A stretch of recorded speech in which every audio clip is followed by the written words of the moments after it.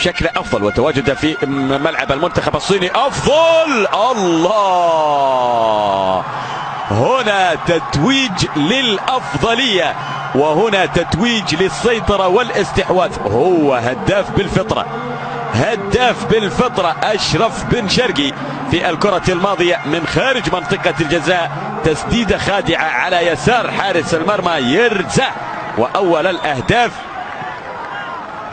لمصلحه المنتخب المغربي. لاحظ النقل، يا سلام يا سلام، نقلات سريعه جميله رائعه بين لاعبي المنتخب المغربي. اللمسه الثانيه الثالثه، اشرف بن شرقي بحس التهديف العالي يركن للكره على ما فيها القوه لكن فيها عقل، فيها دقه، فيها توجيه.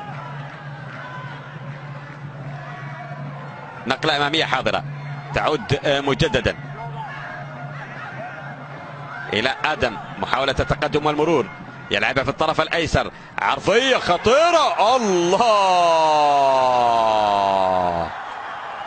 النيران الصديقه في اللقطه الماضيه. هاي كينج هو من يسجل بالخطأ في شباك فريقه، لكن الهجمة المغربية رائعة منسقة من الطرف الأيسر، الظهير الأيسر الرائع، وإسنادات الهجومية واضحة وبشكل مميز. سعد كورسا يلعب له عرضية والمدافع بالخطأ في مرمى وفي شباك فريقه. طبعا كان مع الكرة رضا حجوج، هو لم يصل إليها رضا المدافع في اللقطة الماضية. هاي كينج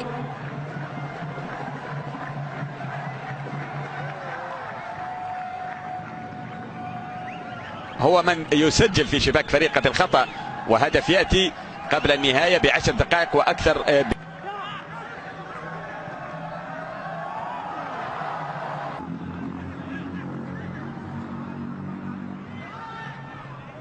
كرة ملعوبة في المناطق الخلفية.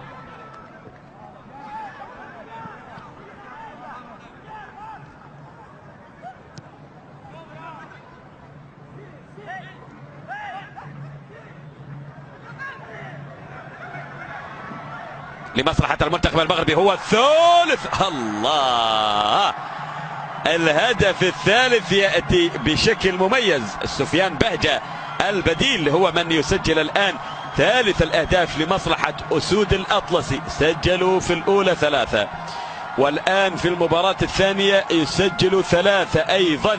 قوة هجومية ضاربة لأسود الأطلسي ب6 أهداف في مباراتين بمعدل 3 أهداف في المباراة. الفارق أن في المباراة الأولى استقبلوا 3 لكن هنا شباك نظيفة. لاحظ الانطلاقة في الوقت بدل الضائع.